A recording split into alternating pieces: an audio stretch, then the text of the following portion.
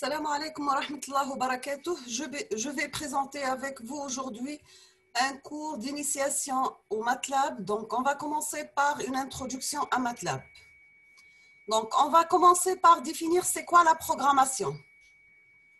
Qu'est-ce que la programmation? Donc, nous avons un ordinateur ne sait faire que certaines opérations très basiques, additionner, soustraire, multiplier, diviser des valeurs numériques, déplacer des données d'un endroit de sa mémoire à un autre endroit, sauter d'une ligne de code à une autre, c'est une condition est vraie. La programmation consiste à combiner ces instructions qui agissent sur des données afin de réaliser une tâche spécifique à l'aide de l'ordinateur. Rester, c'est un nombre et premier, détecter des éléments dans une image, etc. Donc, nous avons des différents langages de programmation. Les années 1940, ils ont commencé avec l'assembleur. Donc, c'est un langage très proche des capacités de la machine. On peut y réaliser directement les opérations que peut exécuter la machine et on doit penser son programme de façon à ce qu'il correspond à ses instructions. Donc, il est très fastidieux pour écrire de longs programmes et pas très facile de relire un code. Donc, l'assembleur est toujours utilisé de nos jours. Ici, un exemple du code du jeu Super Mario World sur Super Nintendo. Donc, les années 1950-1960, nous avons le Fortran, Lisp, COBOL et BASIC. Ce sont des langages plus modernes avec un syntaxe proche des mathématiques modernes. Exemple, en assembleur, pour multiplier deux valeurs, par exemple 2 et 3, il faut charger chacune des valeurs dans une case mémoire, effectuer la multiplication des deux cases mémoire et recopier le résultat sur le disque. Donc, nous avons en basique, il suffit d'écrire 2 multiplié par 3. Les années 1970, nous avons le C, le Prolog, le Pascal, le SQL. Donc, la IRM de la programmation structurée avec une syntaxe plus rigoureuse qui permet de plus facilement relire un code et de le comprendre. Les années 1980, donc nous avons le MATLAB, le C++, l'objectif c'est le Perl, c'est recherche de performance ou bien des programmes qui s'exécutent vite même si le code n'est pas optimisé et de modularité, possibilité de facilement réutiliser des morceaux d'un programme dans un autre programme afin de réduire les temps de développement. Donc, c'est le début de la programmation orientée objet. Donc, nous avons les années 1990, le Python, le R, Java, PHP, JavaScript. Donc, il n'y a rien à voir avec Java.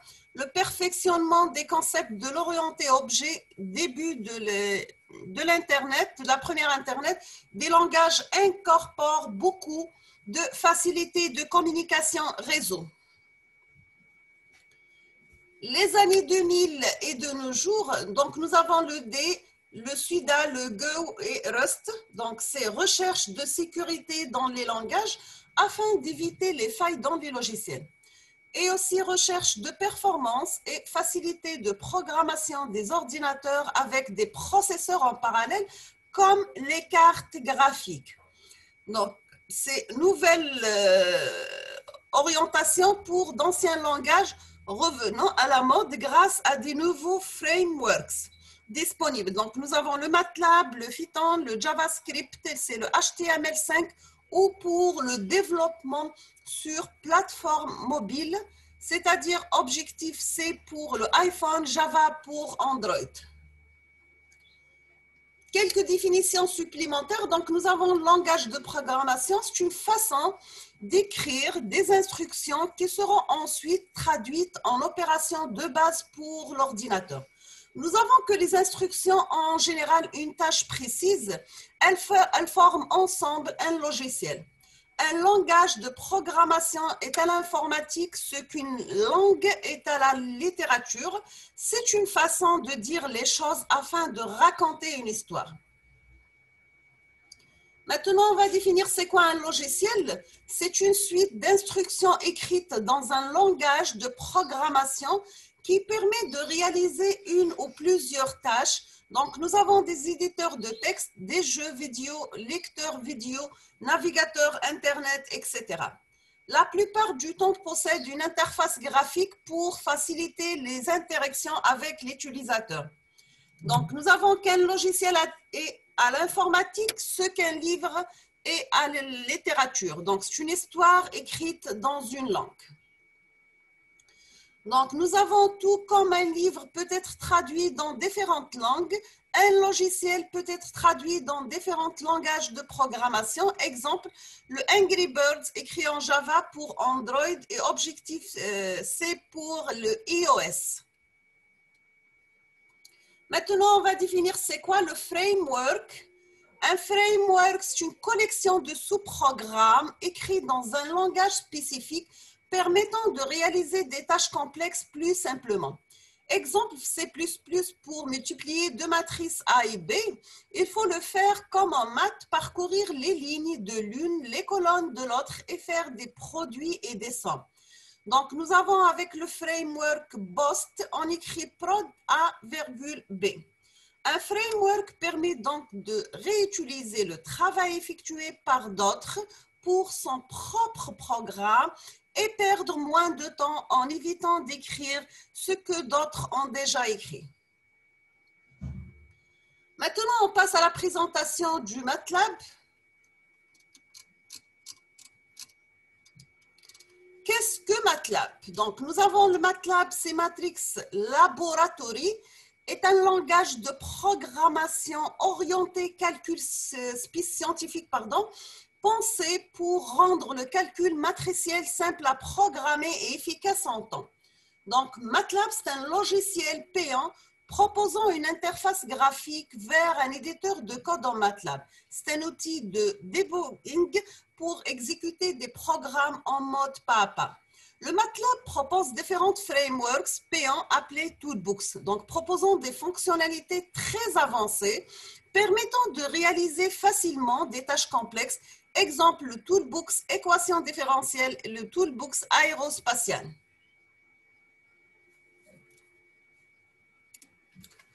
Maintenant, on va passer à la présentation de l'interface. Comme vu FLTP pour les gens qui ont déjà étudié le MATLAB, nous avons l'interface de MATLAB se compose de plusieurs zones. Donc, la première zone en rouge, on appelle ça la zone menu. En vert, c'est l'explorateur de fichiers.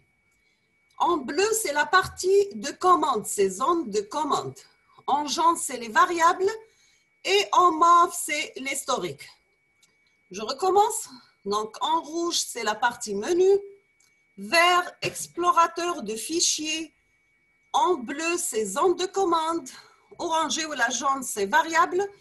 Et mauve, c'est la partie pour l'historique. Donc, toujours avec la présentation de l'interface, nous avons chaque zone possède un objectif précis. Le menu regroupe des commandes de base de MATLAB comme enregistrer, afficher les préférences, etc. L'explorateur de fichiers permet de visualiser ces fichiers scripts et de les ouvrir pour les éditer. Nous avons que la zone de commande permet d'écrire des commandes et de visualiser leurs résultats. La zone de variables permet de visualiser toutes les variables en mémoire à l'instant présent.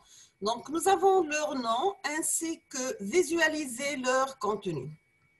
L'historique permet de visualiser l'historique des commandes précédemment exécutées. Donc, nous avons le menu regroupe les commandes de base de MATLAB comme enregistrer, ouvrir, afficher, les préférences, etc. La partie explorateur de fichiers permet de visualiser des fichiers script. Script, c'est le nom, tu as le programme écrit en MATLAB, d'accord? Et de les ouvrir pour les éditer ou là pour les exécuter. La zone de commande permet d'écrire des commandes et visualiser leurs résultats. La zone des variables permet de visualiser toutes les variables en mémoire à l'instant présent, leur nom ainsi que visualiser leur contenu. L'historique permet de visualiser l'historique des commandes précédemment exécutées. Donc, toujours avec la présentation de l'interface, on peut écrire des commandes simples sur MATLAB. Cependant, quand on souhaite écrire un programme complet, on utilise l'éditeur du script MATLAB. Donc, تروحوا un éditeur, vous تلقاو le mot éditeur, يديروا new, يعطيك une nouvelle page. في la page هذه تكتب le programme en MATLAB تاعكم. Après, vous le sauvegardez. Là, c'est OpenC pour ouvrir des fichiers existants déjà, et lorsque vous sauvegardez le fichier, après vous passez à la commande RAIN pour exécuter votre programme, d'accord? Donc, MATLAB à la maison, pour travailler sur MATLAB chez soi, il existe plusieurs solutions. Soit acheter une version étudiante de MATLAB environ 60 €, ou bien en trouver une sur Internet, ou bien s'inscrire sur Coursera, au cours d'introduction à la programmation avec MATLAB. Donc, le site, c'est http://www.coursera.org/learn/MATLAB, qui est gratuit et permet d'obtenir un accès temporaire à MATLAB online. Donc, c'est un MATLAB dans un navigateur Internet. Ou bien se connecter par 2SH aux ordinateurs de l'école. Tutoriel complet sur le site johnchozar.com, rubrique Other. Installer le logiciel Octave, http://www.gnu.org/software/octave, qui est une sorte de clone de MATLAB. La version MATLAB actuellement utilisée, c'est la version 2013V. Maintenant, on passe à les commandes de base en MATLAB. Donc, les opérations de base, comme vous l'avez vu, FTP, surtout pour les gens qui ont déjà fait le MATLAB, on peut saisir des commandes, la zone de commande, et MATLAB les exécute comme le fera une calculatrice. Par exemple, la commande 3 plus 6 affiche 1 égale à 9.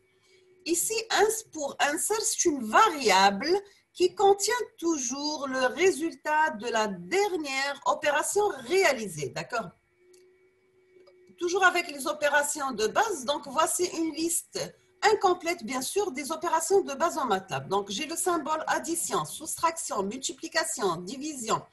Les descriptions, ce sont des opérations de base en mathématiques, addition, soustraction, multiplication et division. Exemple, 7 plus 9, 3 divisé par 4. J'ai le symbole pi, PI, c'est la constante pi, c'est 3,14. Donc, exemple, on peut mettre pi divisé par 3. Les fonctions trigonométriques usuelles, c'est la fonction cosinus, sinus et tangente. Exemple, vous pouvez écrire cosinus, vous ouvrez une parenthèse, 3 fois pi divisé par 2.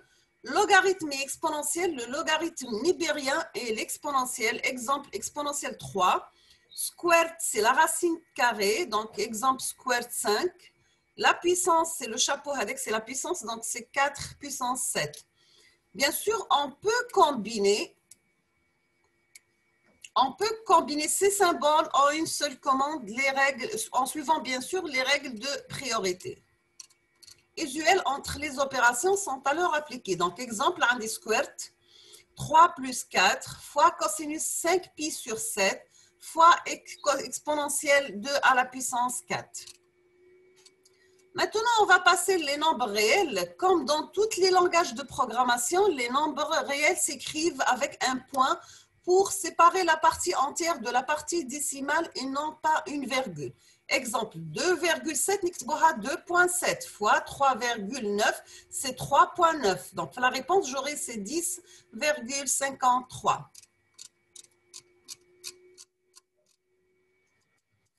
Les variables simples MATLAB, comme dans la plupart des langages de programmation comme le C par exemple, il est possible de stocker des valeurs numériques dans des variables. Donc, pour déclarer une variable et lui attribuer une valeur, il suffit d'utiliser le symbole égal. Exemple, x égale à 4. Cette commande crée une variable nommée x et lui attribuer la valeur 4. Donc, la variable apparaît dans la zone de variable ici. Comme on a vu dans l'interface au début, donc, on dit le workspace, là, x égale sa valeur égale à 4. Donc, toujours avec les variables simples MATLAB, il est possible d'utiliser des variables à la place des valeurs numériques, les opérations. Exemple, si je vais mettre y égale à x plus 2, donc j'aurai x égale à 4, y tous les 4 plus 2, c'est 6, d'accord? Donc, contrairement au langage C, où il est nécessaire de déclarer une variable avant de lui attribuer une valeur, en MATLAB, on attribue directement une valeur à la variable pour la créer. Attention de ne pas confondre les deux syntaxes. Donc, pour afficher la valeur contenue dans une variable, on utilise le mot-clé disp ou bien on peut écrire directement le nom de la variable, soit disp entre parenthèses y. Donc, à chaque fois, vous validez la commande par la touche entrée du clavier. Donc, il va afficher le 6 ou bien vous mettez y égale à 6. Donc, lors du TP, on a parlé souvent des mots-clés. En réalité, le terme exact, c'est fonction. On parlera désormais de la fonction disp, tout comme les fonctions cosinus, squared, etc. Donc, pour initialiser une variable avec une valeur entrée au clavier par l'utilisateur, en utilisant la fonction input. Pardon. Donc, nous avons x égale à input, entrer une valeur, deux points, je ferme la parenthèse, chaque fois, là, je valide ma commande avec point virgule. Donc, il y a un message, entrer une valeur. Donc, on arrête ici dans cette vidéo. Pour la prochaine, Inch'Allah, je vais terminer la suite d'initiation en MATLAB. Je vous remercie infiniment pour votre attention et à la prochaine, Inch'Allah. N'hésitez pas si vous avez des questions. Shukran.